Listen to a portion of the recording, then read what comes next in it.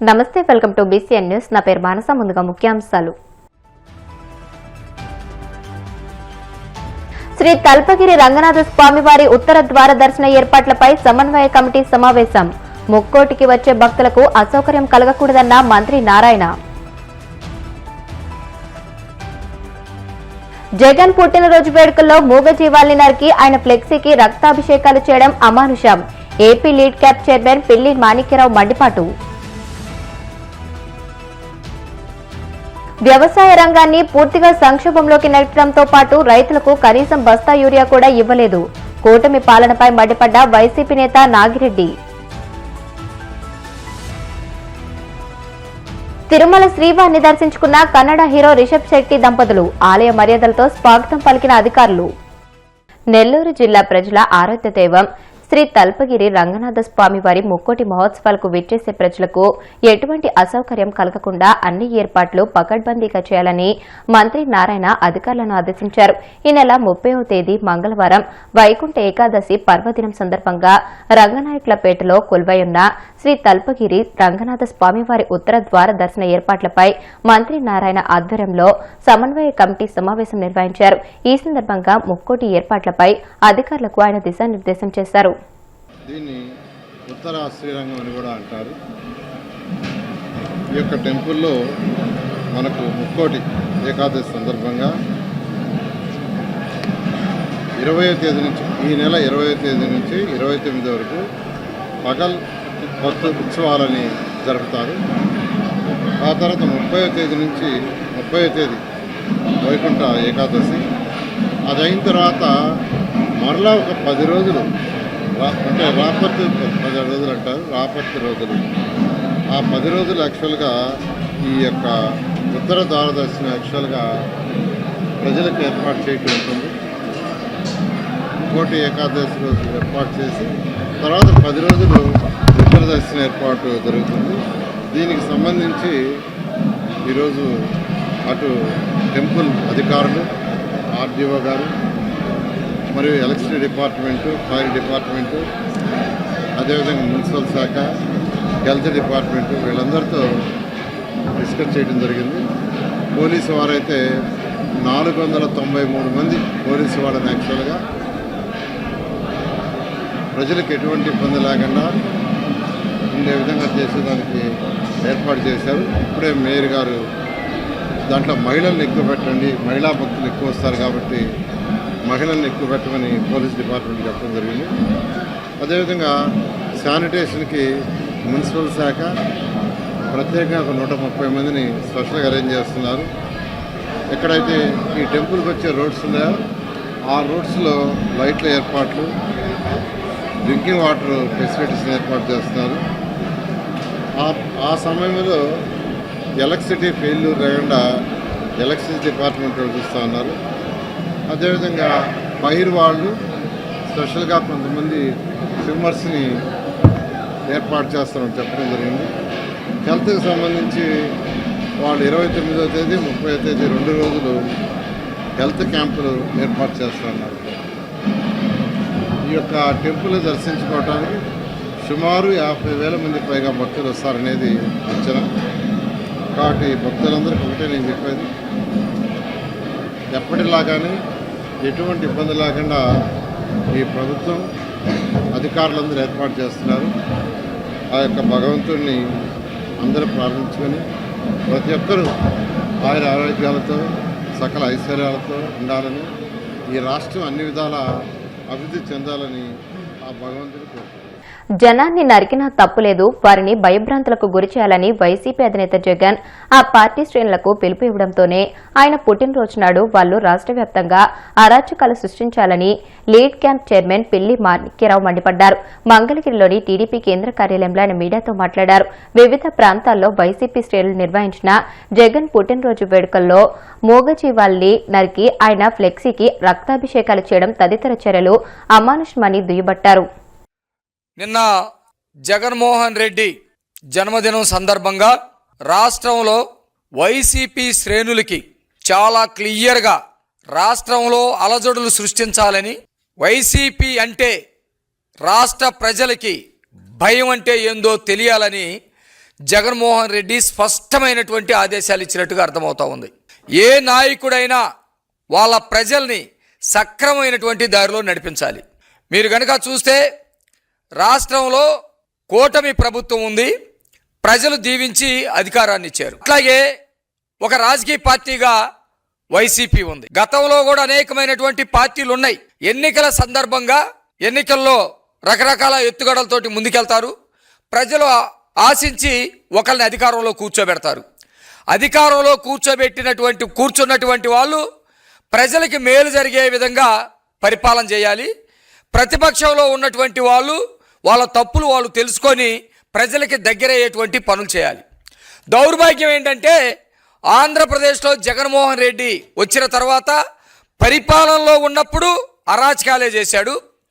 ఇప్పుడు పరిపాలన కోల్పోయిన తర్వాత కూడా ఏమాత్రం బుద్ధి తెచ్చుకోకుండా అరాచకాలు సృష్టిస్తూ ఉన్నాడు, అరాచకాలకి ప్రేరేపిస్తూ ఉన్నాడు. ఎంత దారుణం అంటే ఒక ముఖ్యమంత్రిగా చేసినటువంటి వ్యక్తి పుట్టినరోజు చేసుకుంటా ఉన్నప్పుడు రాష్ట్రంలో ప్రజలకి శ్రేణులకి ఒక పిలుపునివ్వాలి. అన్నదానాలు చేయండనో, రక్తదానం చేసి ప్రాణాలను కాపాడండనో, రోగుల దగ్గరికి వెళ్ళి పండ్లు ఫలాలు పంచండనో ఒక ఆదర్శమైనటువంటి పిలుపునివ్వాలి. కానీ జగన్మోహన్ రెడ్డి ఎలాంటి దారుణమైనటువంటి పిలుపునిచ్చాడంటే రాష్ట్రం మొత్తాన్ని కూడా భయభ్రాంతులు గురి చేయాలి. మనం అధికారంలోకి వస్తానే ఈ తెలుగుదేశం, జనసేన, బీజేపీ మనకి ఓట్లైనటువంటి ప్రజల మొత్తాన్ని కూడా నరికి పడేస్తామన్నట్టుగా ఒక సందేశాన్ని పంపించాలనే విధంగా చేసినట్టుగా కనపడతా ఉంది. మీరు చూడండి జగన్మోహన్ రెడ్డి పుట్టినరోజు సందర్భంగా ఏం జరిగిందో.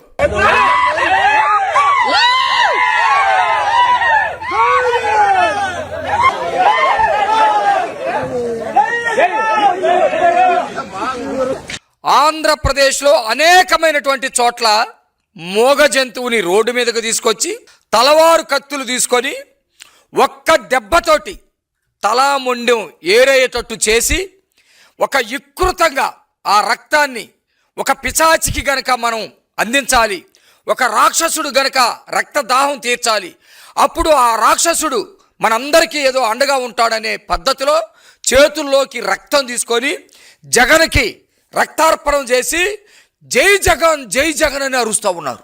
ఇది ఒక చోట జరగల, రాష్ట్రం మొత్తం జరిగింది, అనేక చోట్ల జరిగింది. ఎందుకు జరిగింది ఈ పద్ధతి?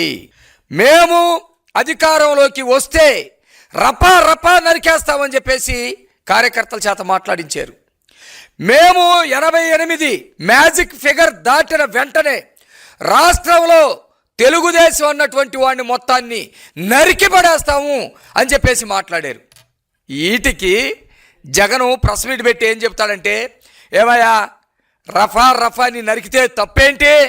గంగమ్మ జాతరలో పొటేళ్ళని తీసుకొచ్చి తలలు నరికేస్తారు, తప్పేందని మాట్లాడినటువంటి రాక్షసుడు జగన్మోహన్ రెడ్డి. అనగారిన కులాల ప్రజల్ని ఎంచుకొని ఈ విధంగా రెచ్చిపోండి అని చెప్పి చెబుతూ ఉన్నారు. ఈ పిల్లల్ని తీసుకొని వెళ్ళి కోర్టులో సబ్మిట్ చేస్తే ఇలా కౌన్సిలింగ్ ఇవ్వమని చెప్పారు. అసలు ఎవరు ఈ బ్యానర్లు కట్టమన్నారు? బ్యానర్లు కడతానికి ఎవరు డబ్బులు ఇచ్చారు? వీళ్ళకి గంజాయికి ఎవరు డబ్బులు ఇచ్చారు? ఆ మేకలు తేటానికి ఎవరు డబ్బులు ఇచ్చారు? ఆ తలవార్లు ఎవరు కొనిచ్చారు? జగన్మోహన్ రెడ్డి ఆదేశాలతో జరుగుతూ ఉన్నాయి.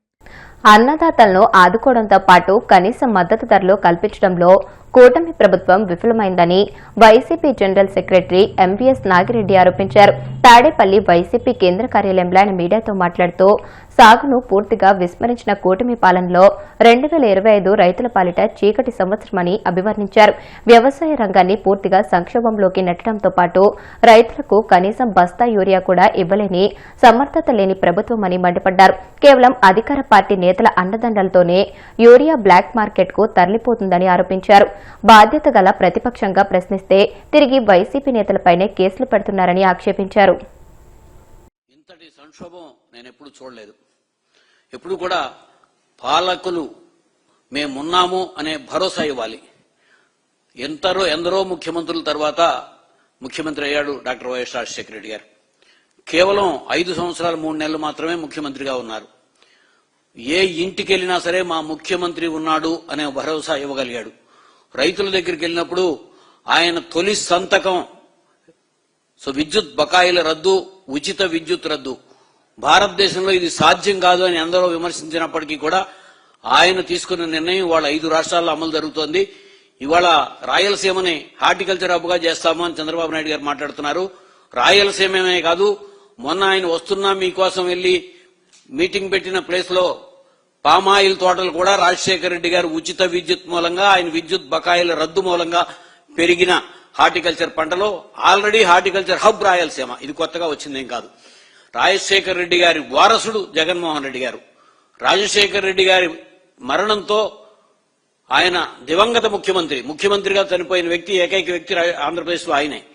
ఆయన వారసులుగా వచ్చి ఏర్పడిన పార్టీ వైఎస్ఆర్ కాంగ్రెస్ పార్టీ. నిరంతరం రైతుల కోసం, రైతులు బాగుండాలి అనే విషయంతో కృషి చేసే పార్టీ. నిర్ణయాత్మక ప్రతిపక్షంగా ఎప్పుడైనా సరే మేము సమస్యలు లేవనెత్తుతున్నాం. జగన్మోహన్ రెడ్డి గారు మొట్టమొదట ఆయన తండ్రి మరణం తర్వాత మొట్టమొదట చేసిన కార్యక్రమం, ఆయన పుట్టినరోజు నాడు కూడా కృష్ణా జిల్లా ప్రకాశం బ్యారేజ్ దగ్గర ఇసుక తిన్నెలలో 1,00,000 దీక్ష రైతుల కోసం చేసిన కార్యక్రమం. ఇవన్నీ అక్కడి నుంచి ఆ పరంపరలో రైతుల కోసం ప్రతిపక్షంలో ఉన్నాం, ప్రభుత్వంలో ఉన్నాం, మళ్ళీ ఇప్పుడు ప్రతిపక్షంలో ఉన్నాం. ఎప్పుడూ కూడా రైతు బాగుండాలి అనే ఆలోచనతో రాజశేఖర రెడ్డి గారు చేసిన కార్యక్రమాలన్నీ కంటిన్యూ చేస్తూ మరిన్ని కార్యక్రమాలను అమలు చేసిన వ్యక్తి జగన్మోహన్ రెడ్డి గారు. ఒక రెవల్యూషనరీ చేంజెస్. ఇవాళ తెలంగాణకి వెళ్తే కూడా రీసెంట్ గా లేదా ఒక మీటింగ్, నన్ను అఫీషియల్ మీటింగ్ పిలిచారు. ఇప్పుడు కూడా తెలంగాణ ప్రాంతంలో కూడా రాజశేఖర రెడ్డి గారినే తలుచుకునే పరిస్థితి. అది పాలకులంటే, లేకపోతే ఒక ముఖ్యమంత్రి అంటే ఉండాల్సిన కార్యక్రమం. ఇక 2025 సంవత్సరం వచ్చేటప్పటికి, అంటే ఈ సంవత్సరం అయిపోబోతోంది. వ్యవసాయ రంగం పరిస్థితి ఒకసారి తీసుకుంటే సంపద సృష్టిస్తామని చెప్పి చంద్రబాబు నాయుడు గారు ఎన్నికల ముందు మాట్లాడారు. సంపద సృష్టించి మేము కార్యక్రమాలు అమలు చేస్తామని చెప్పి. సంపద సృష్టి ఏమో గాని 2025 సంవత్సరంలో సుమారుగా 25,000 కోట్ల రూపాయల రైతుల సంపద హరించుకుపోయింది. ఇది వాస్తవం. ప్రభుత్వం ఇవ్వాల్సిన కార్యక్రమాల నుంచి కాకుండానే వాళ్ళకి సాగు ఏరియా తగ్గిపోయి గాని, పంటలు ఉత్పత్తులు పడిపోయి గాని, ఆ ఉత్పత్తులకు ప్రకటించిన కనీస మద్దతు ధరలకు కూడా అమ్ముకోలేక గాని, కనీసం ప్రకటించిన ధరలకి ప్రభుత్వం కొనుగోలు చేసే ప్రయత్నం చేయకపోవడం మూలంగా ఇంత సంపద హరించుకుపోయింది. ఇవాళ గ్రామాల్లోకి వెళ్తే భూముల ధరలు, రాజశేఖర రెడ్డి గారు ముఖ్యమంత్రి అయ్యే నాటికి ఏ పరిస్థితి ఉందో, వాళ్ళు సకాలంలో నీళ్లు లేక, సకాలంలో సరిగా పంటలు పండక, ఆ పండిన పంటల్ని అమ్ముకోలేక, భూములు అమ్మితే కొనేవాళ్లు లేని పరిస్థితిలో రాజశేఖర రెడ్డి గారు ముఖ్యమంత్రి అయ్యారు. మరలా ఇవాళ కేవలం ఈ 18 నెలల పాలనలోనే గ్రామాల్లో భూముల ధరలు పడిపోయినాయి, భూములు అమ్మితే కొనేవాళ్లు లేరు, గ్రామాల్లో సంపద హరించుకుపోయింది. ప్లస్ గ్రామాలు మొత్తం కూడా మళ్లీ తిరిగి వడ్డీ వ్యాపారస్తుల బారిన పడుతున్నారు. మైక్రో ఫైనాన్స్ బారులు పెరుగుతున్నాయి. అనేక పంటలు సాగు ఏరియా తగ్గింది, ఉత్పత్తులు గణనీయంగా పడిపోయినాయి. దీనిపైన దృష్టి పెట్టకుండా ప్రభుత్వం ఏదేదో మాట్లాడుతోంది. ఒక్కసారి మీడియా ద్వారాగా రాష్ట్ర ప్రజలందరికీ, విద్యావంతులకి, మేధావి వర్గానికి 2025 సంవత్సరం ఏం జరిగిందో ఒకసారి మీ ముందు ఉంచుతున్నాను. అన్నదాత అంటే మనం పొద్దున్నే లేచిన కాడి నుంచి మనం బ్రతకడానికి కారణమైన రైతు పరిస్థితి ఎట్లా ఉందో అందరం తెలుసుకోవాల్సిన అంశం ఉంది. సో దాని గురించే చెప్తున్నాను. ఏ పంటకు గిట్టుబాటు ధర లేదు, ఉత్పత్తులు గణనీయంగా పడిపోయినాయి. సో సకాలంలో అయితే ముందు అకాల వర్షాలు, అసలు వర్షాలు లేకపోవటం, లేకపోతే అధిక వర్షాలు. దీంతో 2025 స్టార్టింగ్ లో నుంచే తీసుకుంటే నంద్యాలలో సన్నబియ్యం NDLR 9 అనే వెరైటీ నంద్యాలలో మాత్రమే పడుతుంది. సో అది ఈవెన్ బాపట్లో రకాలు కానీ సన్న బియ్యం కనీసం 1300కు కూడా 75 కిలోల బస్తాలు కొనుగోలు చేసేవాళ్ళు లేక రోడ్డు ఎక్కడంతో 2025 సంవత్సరంలో రైతులు మొదలయ్యారు. సరే, ఇక అక్కడి నుంచి వచ్చి గుంటూరు జిల్లా మిర్చి యార్డ్లో ఏం జరిగిందో మీ అందరికీ తెలిసిన విషయమే. మిర్చి యార్డ్లో జగన్మోహన్ రెడ్డి గారు మిర్చి యార్డ్కి వెళ్ళేదాకా, అంటే పూర్తిగా మిర్చి యార్డులో అనేది అక్కడి నుంచి గుంటూరు జిల్లా మిర్చి యార్డ్ అనేది మిర్చికి మొత్తం బిగ్గెస్ట్ మిర్చి యార్డు. అన్ని ప్రాంతాల నుంచి అక్కడికి మిర్చి వస్తుంది. మిర్చి ఎగుమతి జరిగితేనే లాభాలు వస్తాయి. ధరలు కుప్పకూలిపోయి వాళ్ళు ఏమి అమ్ముకోలేక రోడ్లు ఎత్తున్న పరిస్థితిలో జగన్మోహన్ రెడ్డి గారు మిర్చి యార్డుకి వెళ్ళినప్పుడు ఆ రోజు 11,781 రూపాయలకి జగన్మోహన్ రెడ్డి గారు వెళ్లిన తరువాత కేంద్ర ప్రభుత్వానికి ఒక లెటర్ రాస్తే కేంద్ర ప్రభుత్వం నుంచి వచ్చింది 11,871 రూపాయికి క్వింటాలు మేము కొంటాము అని చెప్పి ప్రకటించారు. ఎక్కడ ఒక్క క్వింటాలు కూడా ఆ ధరకి కొన్న పరిస్థితి లేదు. కొనకపోగా వ్యవసాయ శాఖ మంత్రి గారు తర్వాత స్టేట్మెంట్ లో అంటే రైతులకి 14,000 ఉంటే 11,000 కొనమంటారని మాట్లాడారు. అనేక చోట్ల ఎంతమంది రోడ్డు ఎక్కారో వాళ్ళ పార్టీ అనుకూలమైన రైతాంగం రోడ్డు ఎక్కిన పరిస్థితిని మనం చూసాం. ఇప్పుడు కాసేపు ప్రకటనలు.